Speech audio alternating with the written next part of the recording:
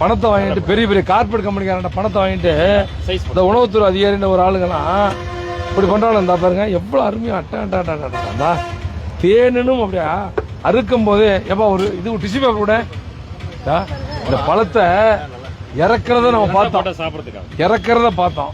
அப்படி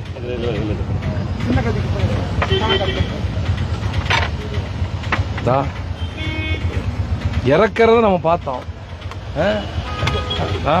வண்டி விட்டு இறக்குறத பார்த்தோம். அதாவது இப்ப அறுக்கிறது நம்மளே அர்த்தம். சுத்தி சுத்தி பார்த்தேன் ஏதாவது ஓட்ட கட்டிருக்கான்னு எதுவுமே இல்லை.